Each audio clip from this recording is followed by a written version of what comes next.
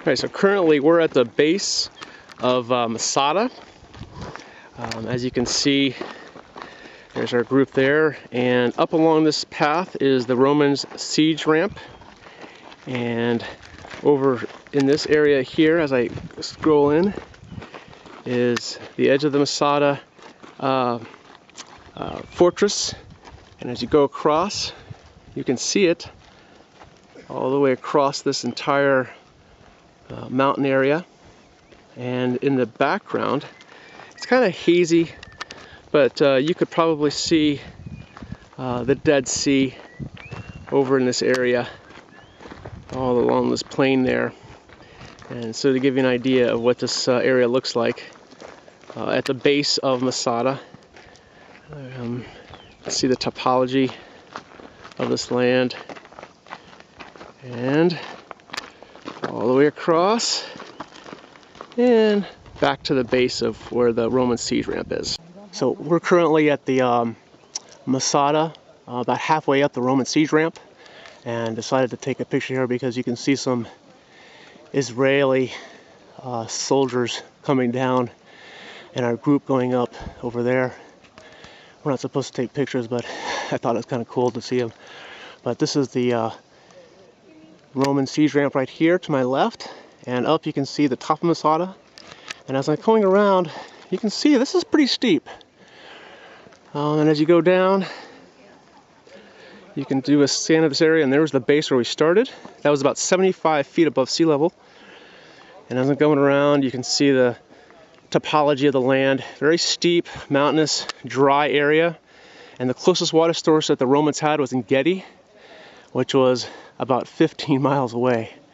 And they laid siege to about a year. So you can see that it was quite a feat for them to have to do that without any major water source. Currently we're on one of Herod's palaces on Masada. As you can see here, some of the mosaics that are on this still preserved within the palace itself.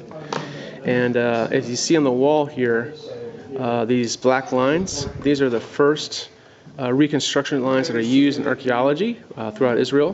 The rest of this wall are all reconstructed walls.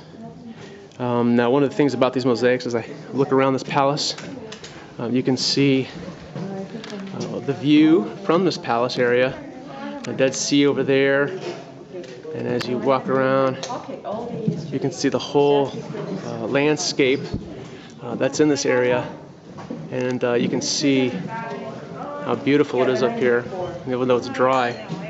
As I come over here, you can see some more of the mosaics that are in this palace, and they are scattered. These are the most well-preserved ones that are in this area.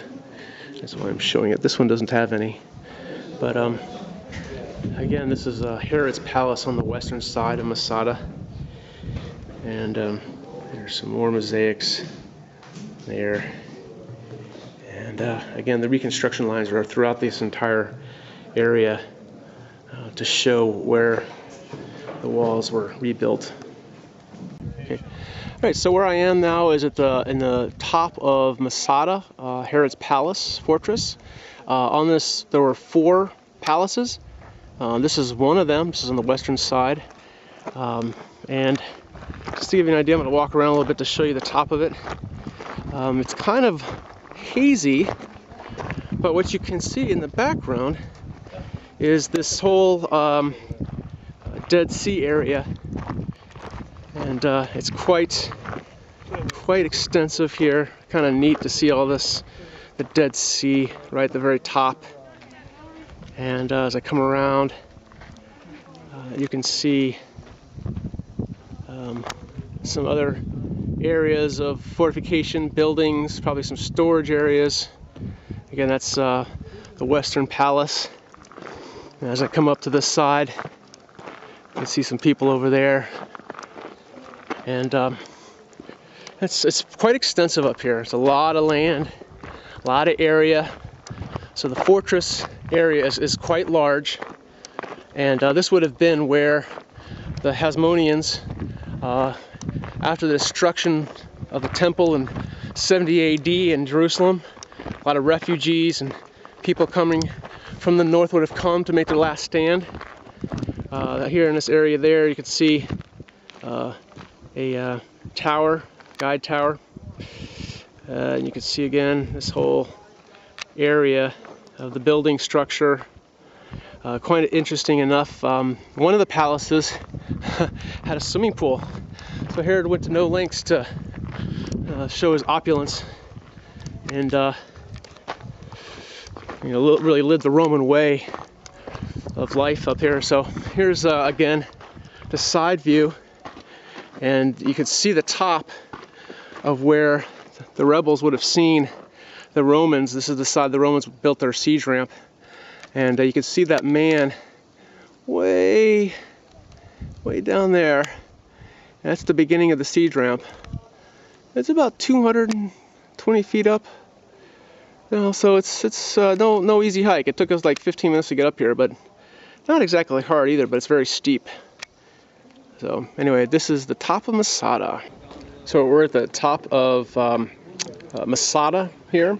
This is the cistern that the rebels would have used during the 72 AD siege from Rome.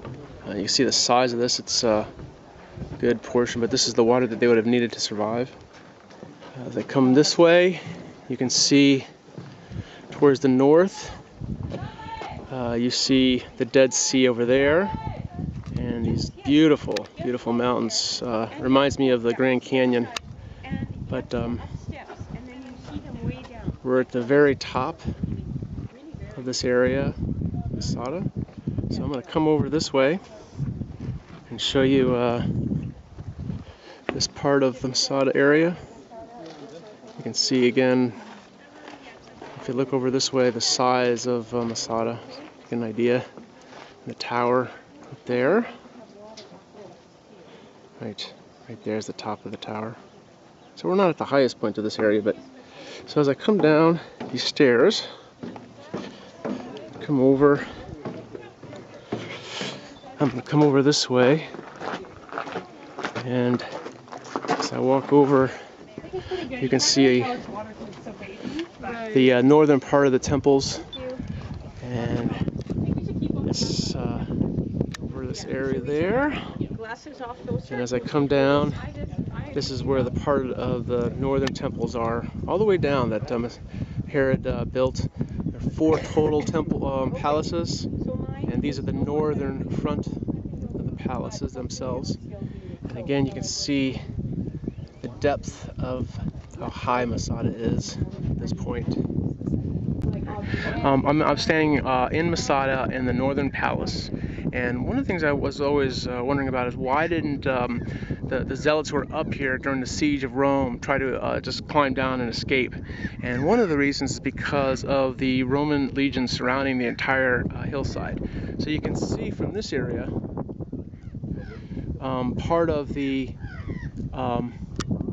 Roman encampment. Even 2,000 years later, you can still see it. And then along this area, you can actually see a wall, and along that wall was stationed centurions or other type of soldiers that would have protected this area.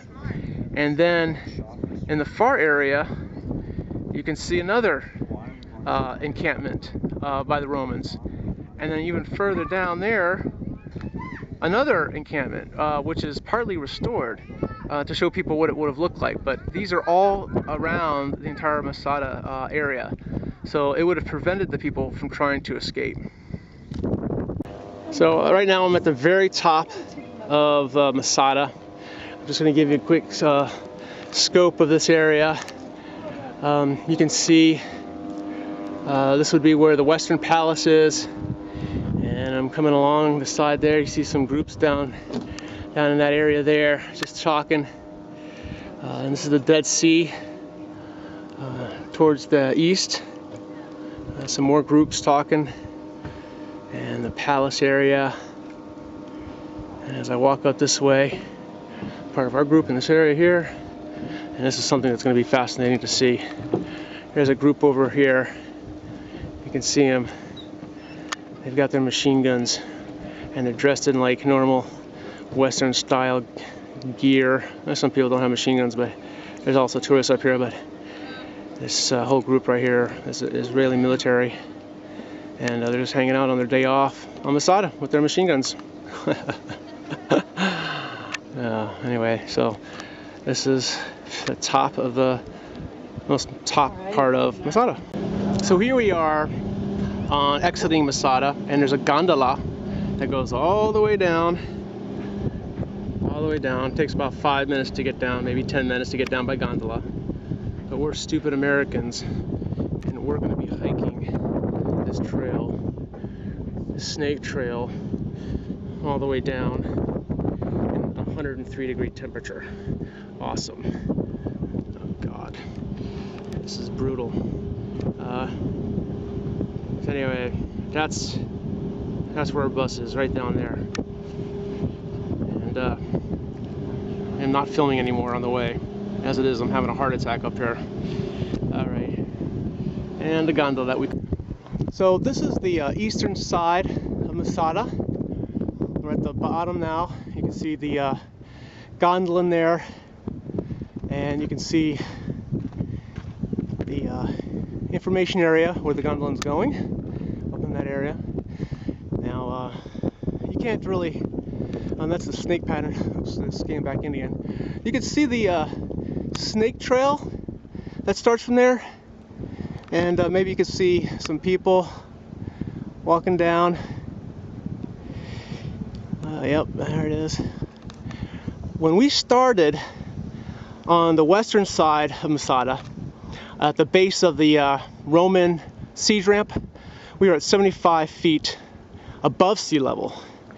And at the very top of Masada, we were at 320 feet above sea level.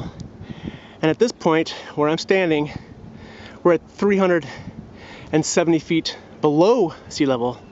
So this area that we just went down on the snake trail is a little less than 1,000 feet that we descended. And how is that possible? Well, we're at the lowest point on Earth, the Dead Sea area, which you can see out in the distance. And there's the modern building there. And again, it's hazy, so you can't really see a lot. But that's the Dead Sea. Just showing you all the way up to the front there. And that's pointing north. Where we are right now is on the cable car going up to Masada. And as I look around this area, you can see the Dead Sea. And up there, that is where we're going.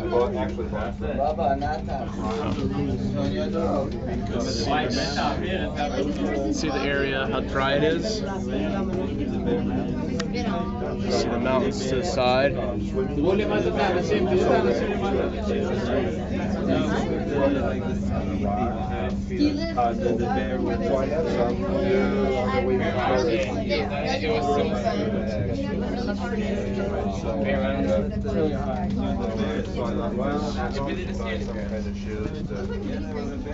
Kind of waterproofy.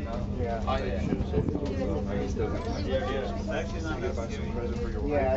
you did? That's what I did. Okay. Take a picture.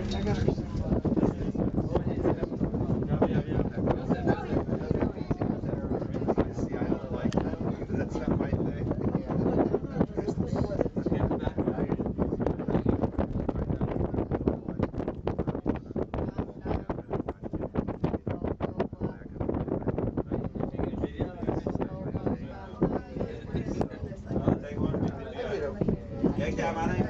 Although you can see a trail, the snake trail. See that trail? You see these people struggling down? I think I